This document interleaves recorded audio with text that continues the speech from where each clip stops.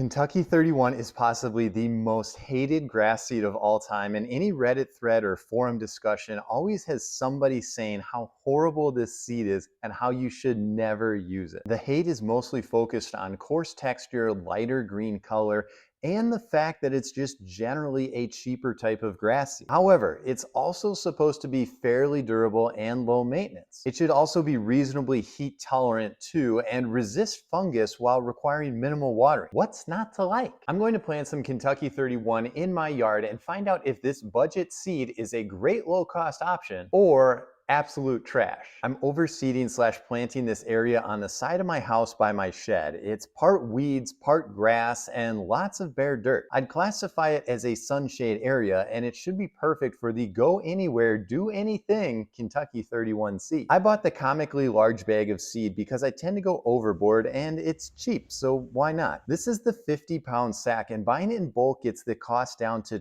$2 a pound. That's less than half the price of some of the high-end stuff out there. I'm going to pre-germinate this seed, and that process is basically soaking the seed in water for 24 hours, then keeping it wet by dipping the bag twice a day until it's ready to grow into grass. I'm pouring the seed into a paint strainer bag for this, and I'm being careful not to totally miss the bucket and dump the seed all over my garage floor. I'm trying to get maximum germination out of this alleged junk seed, so I'm giving it every advantage that I can. Growing grass from seed successfully has more to do with the prep and the watering than the seed itself, and in an effort of full transparency, I'm going to show you exactly what my process was for prep so that you know that part was done right. Whether you're using high-end seed or low-end garbage Kentucky 31 seed like me, these steps will give you a great shot at success. I'm starting by pulling out some of the larger weeds that I can easily get by hand. Next is leaf removal, and they tend to collect in this area between the shed and the garage. The Groundskeeper 2 is my favorite rake of all time, and while I mostly use it to annihilate thatch,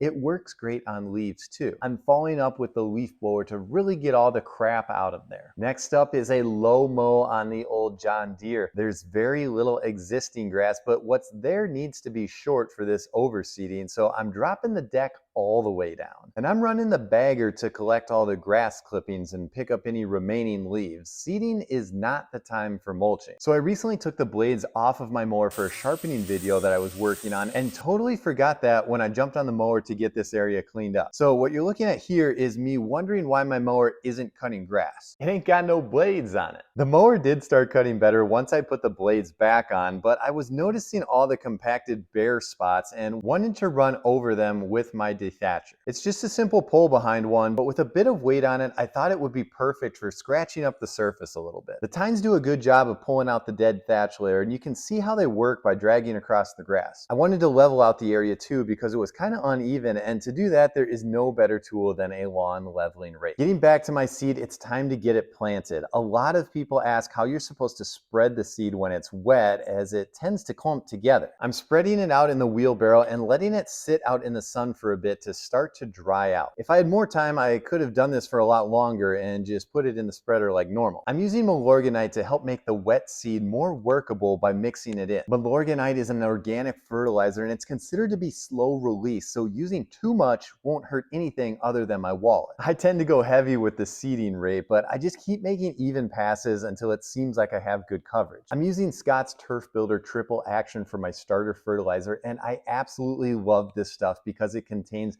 mesotrione as the active ingredient. That's going to knock down any weeds that start to grow up along with the grass, and from what people say about this horribly awful seed, I'm guessing weed content might be a factor. It works by cutting off chlorophyll production in plants. So first they turn white and then they die. It's actually pretty cool to see all the weeds get bleached white. I'm going to be adding a layer of peat moss over the top of everything to help with water retention, and I'm using this compost spreader to evenly apply a thin layer. Oh hey, real quick, all the tools and products that I'm using for this project are linked in the video description, so if you see anything you want more information on, I've always got you covered. I'm loading up the drum with peat and making passes over the whole area until everything is covered. Spreading this stuff by hand really sucks, and the rolling compost spreader makes things way easier. The peat moss is light and fluffy, as you can see by my footprint, so I'm going to roll the area to make sure the peat moss is pressed down and I'm getting good seed to soil contact. The water game always has to be considered, and in my opinion, it's where most people go wrong and fail with grass seed. Cheap seed like Kentucky 31 or expensive seed, it doesn't matter. It needs to be kept wet, especially during that first week until you see germination. I'm using some Hunter sprinkler heads that are modified to work as above ground sprinklers, and I like these because the spray of water is really gentle. Most impact sprinklers are too aggressive for seeding projects, and the stream of water will actually move the seed around on the ground, which is not what I want. There will be details about how to build these yourself in the video description, but basically the body of the sprinkler attaches to a pipe extension and then a sprinkler spike so that it can sit in the ground. Swap in a nozzle of your choice based on what kind of coverage you want and you're good to go. I've made a bunch of these and I can run 2 or 3 of them at a time. Controlling water is critical, and for this I highly recommend you use an automatic timer. These rain point timers work great and they really are a set it and forget it option. The basic one is programmable at the unit itself, but if I'm feeling extra fancy, there's a Wi-Fi one too that has an app, and then I can water my grass from my phone. Automating the water is huge. The rain point timers make it easy, but my main goal is to have a setup that doesn't involve me actively going outside to do it. I like to run the sprinklers every 6 hours for a short period and just make sure that everything is staying wet. The peat moss makes it really easy to tell what's wet and what's not, so all I do is adjust my frequency and duration so that everything stays wet and doesn't dry out. Like most of my seeding projects, the weather wasn't cooperating. A lot of people think rain is great for growing grass. It's not. It's either not enough, or in most cases, it's way too much. And that's what happened to me multiple times. I had some minor washout that I had to fill back in with more seed, but overall I did okay and made it work. And I actually started seeing some grass popping up in a few short days. So how did it turn out? Well, let me explain. The grass, for the most part, and despite multiple washouts from rain, actually came in pretty good. Almost everything germinated, and I attribute that to having lots of rain, but also the pre-germination method of soaking the seed pretty much guarantees success. That's why I do it. Growth was great and everything came up decently fast, like fescue is known to do. But what about the end result? I think it looks pretty good. I'm not mad about it at all. It is a lighter green, but it's also really young grass, and less mature grass plants can be lighter in color. So hard to say if that will stay consistent or if it will change a little bit. I didn't notice any weeds yet, and like I mentioned earlier, the Scott starter fert with the mesotrione takes care of those pretty easily. So is all the hate warranted?